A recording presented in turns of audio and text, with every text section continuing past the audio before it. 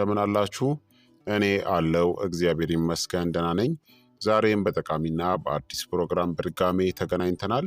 በዛሬው የጤና ፕሮግራማችን ላይ የምንመለከተው የሮዝመሪ ወይም ደግሞ የመጥበሻ ቅጠልን የማይታመን አስደናቂ የጤና ጥቅሞቹን እናም አጠቃቀሙን ማን መጠንቀቅ አለበት፣ እንዴት ብትጠቀሙት ደግሞ ተመራጭ ነው የሚለውን በዚህ ቪዲዮ ላይ ስለ ሮዝመሪ ወይም ስለ መጥበሻ ቅጠል ድንቅ ጥቅሞችን የምነግራችሁ ይሆናል ማለት ነው። ይህ የጤና ትምህርት ታዲያ ለበርካታ ሰዎች በጣም ጠቃሚና አስተማሪም ስለሆነ ሁላችሁም በቅንነት ላይክ እና ሼር በማድረግ ሌሎችንም አስተምሩ አሳውቁላለሁኝ። ጥያቄ ካላችሁ በኮመንት ላይ አስፍሩልኝ። በቀጥታ ወደ ጤና ትምህርታችን የማልፍ ይሆናል። ሮዝሜሪ በሰፊው በሜዲትራኒያን አካባቢ የሚገኝ ጥሩ መዓዛ ያለው አረንጓዴ ተክል ነው። እጽዋቱ ለምግብ ማጣፈጫ፣ ለሻይ፣ ለዘይት እናም ለመድኃኒትነት የሚያገለግሉ ጥሩ መዓዛ ያላቸው ቅጠሎች አሉት። ዋና ዋና ንጥረ ነገሮቹ ካርኖሲክ አሲድ፣ ሮዝማሪኒክ አሲድ፣ ካምፎር እናም ሲኒዮል ናቸው። ታዲያ የሮዝመሪ ዋና ዋና የጤና ጥቅሞቹን ልንገራችሁ። አንደኛ፣ ኃይለኛ የአንቲ ኦክሲዳንትስ ባህሪያት አለው። ሮዝሜሪ ሮዝማሪኒክ አሲድ እና ካርኖሲክ አሲድን ይይዛል። እነዚህ በሰውነት ውስጥ ያሉ ፍሪ ራዲካሎችን ይዋጋሉ፣ ሴሎችን ከኦክሲዲቲቭ ስትረስ እና ከእርጅና ለመጠበቅ ይረዳል። ሁለተኛ፣ አንቲ ኢንፍላማቶሪ ውጤቶች አሉት። ማለትም ብግነትን ወይም ኢንፍላሜሽንን ይከላከላል። በሰውነት ውስጥ የሚከሰት ብግነትን ይቀንሳል። ይህ ደግሞ እንደ አርትራይተስ፣ የልብ ህመምናም የስኳር በሽታ የመሳሰሉ ስር የሰደዱ በሽታዎች መንስኤ ነው። ካርኖሶል እናም ካርኖሲክ አሲድ የብግነት ጠቋሚዎችን ይቀንሳሉ። ሶስተኛ፣ የማስታወስ ችሎታንናም የአእምሮ ተግባርንም ያሻሽላል። የአእምሮ አፈጻጸምን፣ የአስተሳሰብ ግልጽነትንናም የማስታወስ ችሎታን ያጎለብታል። የሮዝመሪ ሽታ ትኩረትንናም ንቃተ ህሊናንም እንደሚያሻሽልም ታይቷል። አንጎልን ከእድሜ ጋር ተያይዞ ከሚመጣ የመርሳት ችግርናም እንደ አልዛይመርስ ያሉ የነርቭ በሽታዎችም ሊከላከል ይችላል። አራተኛ፣ የፀጉር እድገትንናም የራስ ቅል ጤናንም ይደግፋል። የራስ ቅል የደም ዝውውርን በማሻሻል የፀጉር ስርን ያነቃቃል። የሮዝመሪ ዘይት የራስ ቅል ላይ ለሚከሰት ፎሮፎርናም የፀጉር መርገፍን ለመከላከል በብዛት ጥቅም ላይም ይውላል። በአንድሮጀኒክ አሎፔሺያ ያለ የፀጉር መሳሳት ህክምና ላይ እንደ ሚኖክሲዲል ውጤታማም ሊሆን ይችላል። አምስተኛ፣ ምግብን የማዋሃድ ሂደትን ያቀላጥፋል። የሐሞት ፍሰትን ያነቃቃልናም ስብን በቀላሉ ለማዋሃድም ይረዳል። የሆድ መነፋት፣ ጋዝናም የምግብ አለመፈጨት ችግርንም ያስታግሳል። ለሆድ ድርቀትናም ለዝግተኛ የምግብ መፈጨት ተፈጥሯዊ መድኃኒት ሆኖም ያገለግላል። ስድስተኛ፣ የበሽታ የመከላከል ስርዓትንም ያጠናክራል።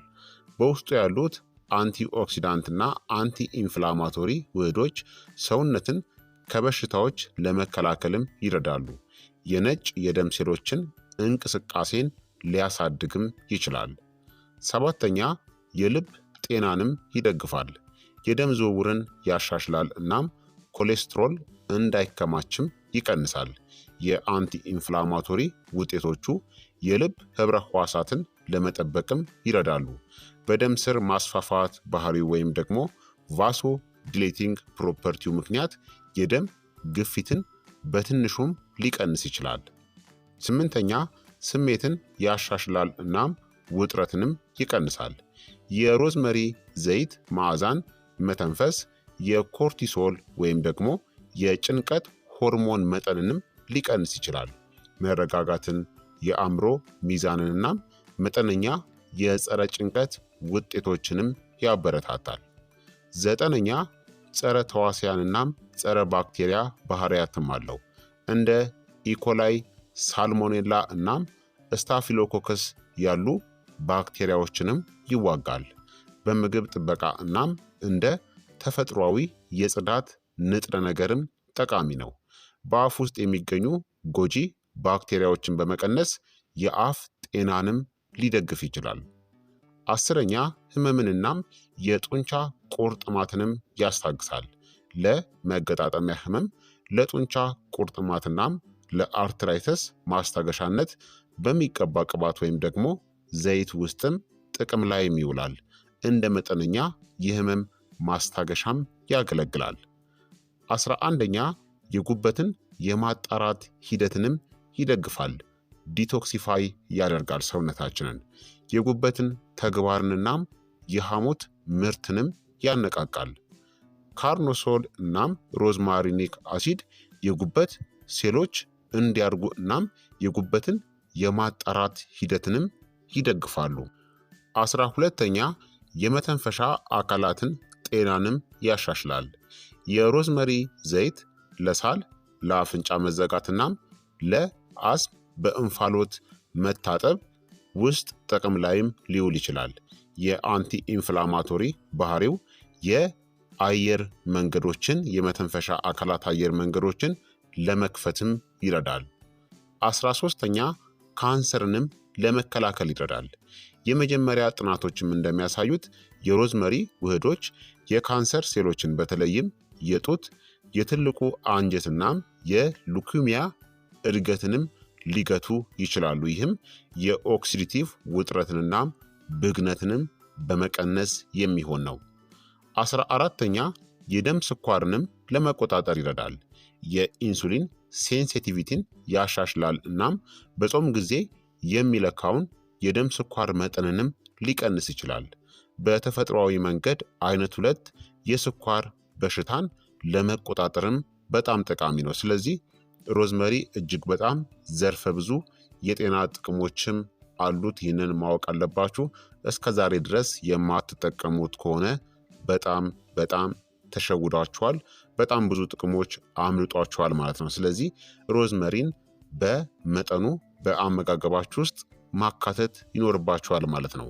ታዲያ ሮዝመሪን እንዴት መጠቀም እንደሚቻል ደግሞ ልንገራችሁ። ሮዝመሪን በምግብ ማብሰያ ውስጥ መጠቀም ትችላላችሁ። ለስጋ፣ ለድንች፣ በሾርባ እናም በሻይ ውስጥ ትኩስ ወይም ደግሞ የደረቀ ቅጠሉን መጠቀም ትችላላችሁ። የሮዝመሪ ሻይን ትኩስ የሮዝመሪ ቅጠሎችን በሙቅ ውሃ ውስጥ በማፍላት የሮዝመሪ ሻይን መጠጣት ትችላላችሁ። እንዲሁም ለአሮማ ቴራፒ ወይም ደግሞ የራስ ቅል ማሳጅን ለማድረግ ዘይቱን መጠቀም ትችላላችሁ። እንዲሁም ለፀጉር ማጠቢያ ወይም ደግሞ ፊት ላይም ለመጠቀም የሮዝመሪ ውሃን መጠቀምም ትችላላችሁ ማለት ነው። ታዲያ አንዳንድ ሰዎች መጠንቀቅ አለባቸው። እነዚህም ነፍሰ ጡር ሴቶች በብዛት መጠቀም የለባቸውም። የማፀን መኮማተርን ሊያነቃቃ ስለሚችል ማለት ነው። እንዲሁም የሚጥል በሽታ ያለባቸው ሰዎች በከፍተኛ የመድኃኒትነት መጠን መጠቀም የለባቸውም። በተጨማሪም ደግሞ የደም ግፊት ወይም ደምን የሚያቀጥን መድኃኒቶችን የሚወስዱ ሰዎች ከመጠቀማቸው በፊት ደግሞ ሐኪማቸውን ቢያማክሩ ይመረጣል። ታዲያ ለጤና ተስማሚ የሆነ የሮዝመሪ ሻይ አሰራርን ቀላል የሆነ የሚያረጋጋ በበርካታ ጥቅሞች የተሞላ የሮዝመሪ ሻይ አሰራርን ልንገራችሁ። ሮዝመሪን ከምትጠቀሙበት በጣም ምርጥ መንገዶች ውስጥ አንዱ የሮዝመሪ ሻይን በማዘጋጀት በመጠጣት ስለሆነ የሮዝመሪ ሻይ አዘገጃጀትን ልንገራችሁ። የሚያስፈልጋችሁ ነገሮች ከ1 እስከ 2 የሻይ ማንኪያ ትኩስ የሮዝመሪ ቅጠሎች ወይም 1 የሻይ ማንኪያ የደረቀ ሮዝመሪ ያስፈልጋችኋል። እንዲሁም ከ1 እስከ 2 ኩባያ ውሃ ያስፈልጋችኋል። እንደ አማራጭ ደግሞ 1 የሻይ ማንኪያ ማር ለጣዕምና ለጉሮሮ ጤና ወይም ደግሞ ማስታገሻ ብትጠቀሙ ትችላላችሁ። እንዲሁም 1 የሻይ ማንኪያ የሎሚ ጭማቂ ለቫይታሚን ሲ እናም ጣዕምን ለመጨመር፣ እንዲሁም ከ2 እስከ 3 የሚንት ቅጠሎች ወይም ትንሽ የዝንጅብል ቁራጭ ብትጠቀሙ ትችላላችሁ። ተጨማሪ የምግብ መፈጨት ድጋፍን ለመስጠት ይረዳችኋል። እነዚህ እንግዲህ እንደ አማራጭ ብትጠቀሟቸው ሞር የጤና ጥቅምን የሚያስገኝላችሁ ናቸው ማለት ነው። ታዲያ አሰራሩ ውሃውን በትንሽ በሻይ ማፊያ ውስጥ በደንብ አፍሉት። ከዛም የሮዝመሪ ቅጠሎችን በሻይ ማፍያ ወይም ደግሞ በኩባያ ውስጥ ጨምሩ። ከዛም ያፈላችሁትን ትኩስ ውሃውን በሮዝመሪው ላይ ማፍሰስ ነው። ከዛም ከድናችሁ ከ5 እስከ 10 ደቂቃ አቆዩት። የሻዩን ጣዕም እናም ጥቅሞቹን ለማግኘት ለረጅም ጊዜ መተው ወይም ደግሞ ማቆየት ትችላላችሁ። የሮዝመሪ ሻዩን ከዛም አጥልላችሁ ወደ ኩባያ መቅዳት ነው። ማር ወይም ደግሞ ሎሚ የምትጠቀሙ ከሆነ ደግሞ ጨምሩበት። ቅድም እንዳልኳችሁ እንደ አማራጭ ማለት ነው። ከዛ ሞቅ ባለ ሁኔታ ጠጡት። በጣም ማቃጠል የለበትም ማለት ነው። ምክንያቱም ኢሶፈገስን ብግነት ሊያስከትል ስለሚችል ማለት ነው። ታዲያ ለመጠጣት ተመራጩ ጊዜ ጠዋት ላይ ትኩረትንና ጉልበትን ለማግኘት ጠዋት ላይ መጠጣት ትችላላችሁ።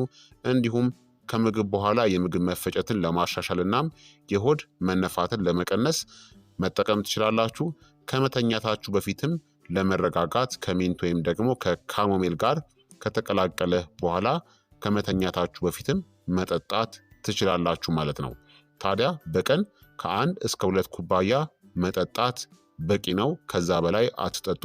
ለተሻለ መዓዛ እናም ውጤት ትኩስ የሮዝመሪ ቅጠሎችን ብትጠቀሙ ደግሞ መልካም ነው።